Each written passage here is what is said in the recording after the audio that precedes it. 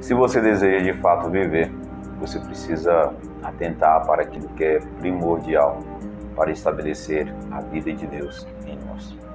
Se você me perguntasse hoje qual a prática mais importante cultivada para encontrar a vida e para encontrar maior norte para o estabelecimento da vida, eu diria sem nenhuma dúvida, sem nenhuma dificuldade, que é a prática da oração e ligada ao estudo da palavra.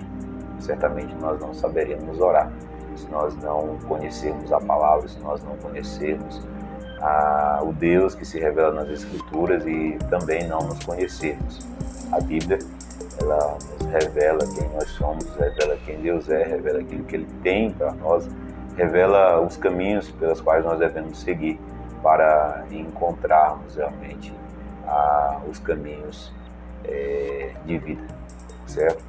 Então, orar a partir das Escrituras é aquilo que eu considero a maior prática para encontrarmos a vida de Deus.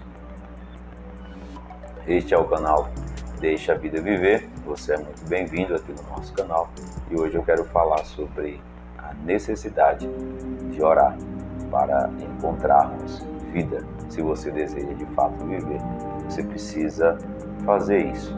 Você precisa orar constantemente.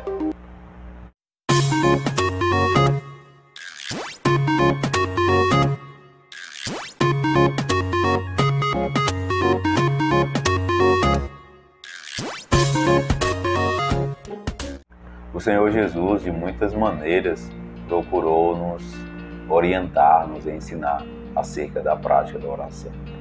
Não só ensinou, não só aconselhou, mas vivenciou na prática a importância, a necessidade que nós temos para viver a partir da prática da oração. Jesus, como o máximo, como a plenitude da vida, ele foi alguém dependente da oração. Alguém que constantemente buscava a face do seu Pai, buscava horas para estar com o seu Pai em oração. Jesus disse: vigiai e orai, para que não caia em tentação. Jesus também contou uma parábola sobre o dever de orar sempre e nunca desanimar. É assim que introduz a fala do escritor bíblico Lucas, no seu capítulo 18, quando ele vai contar a história relembrar a história da viúva que Jesus contou, e ele introduz essa parábola dizendo: Jesus contou-lhes uma parábola sobre o dever de orar sempre e nunca desanimar. Os discípulos aprenderam isso. Uma prática constante da igreja primitiva era a oração. Há muitas respostas, muitos milagres, há uma vida plena de Cristo nos primeiros cristãos a partir dessa prática constante da oração.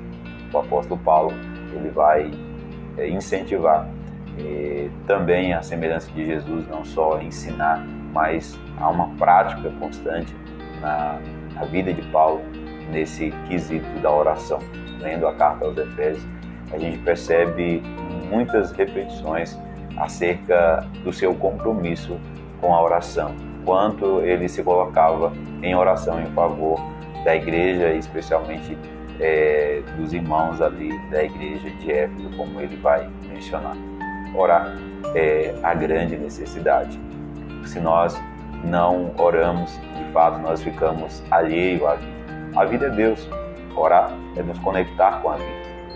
Orar é possibilitar que aquilo que de fato é vida em nós receba, seja abastecido pela vida. Nós somos seres espirituais. Nós, antes de sermos humanos, somos seres espirituais. Arrancando o nosso corpo, nós temos aquilo que Deus nos deu, o lado espiritual. Então, não existe nada neste mundo que possa preencher aquilo que de fato é a vida mesmo. senão o próprio Deus, senão o próprio Criador. Você precisa orar se você deseja mesmo encontrar a vida de Deus.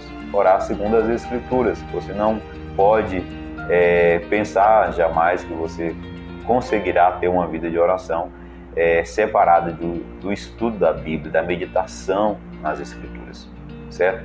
E eu listei alguns pontos aqui sobre o que a oração significou e tem significado na minha vida até agora.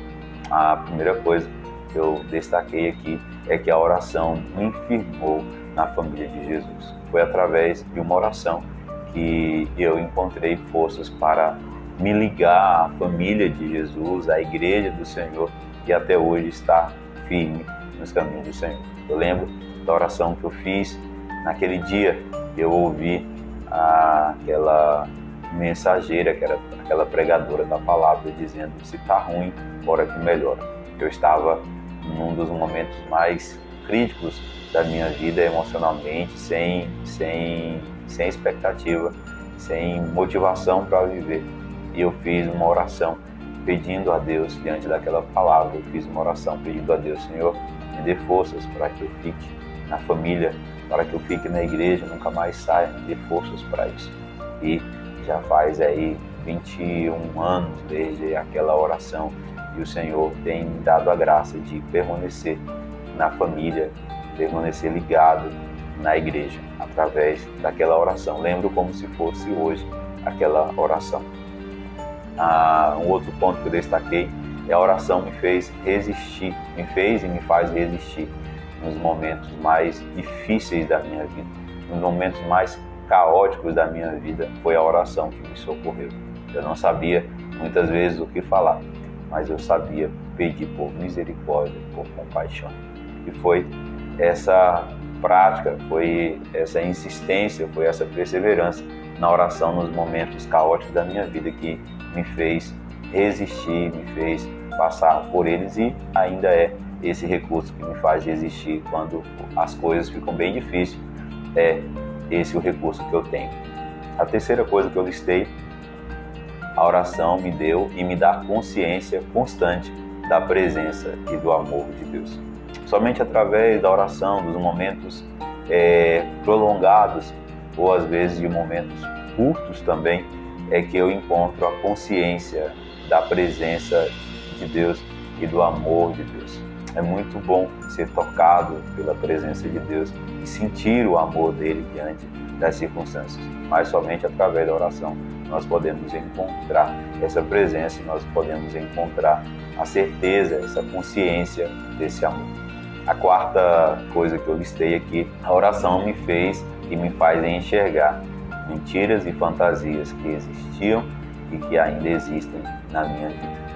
A vida sobre a terra é cheia de enganos, cheias de mentiras, e elas facilmente ganham lugar no nosso coração, na nossa alma, nos nossos pensamentos.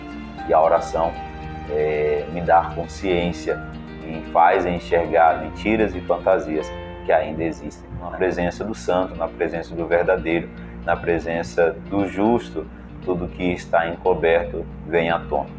A quinta coisa que eu listei aqui é que a oração me trouxe respostas a inquietações profundas que eu tinha sobre a vida.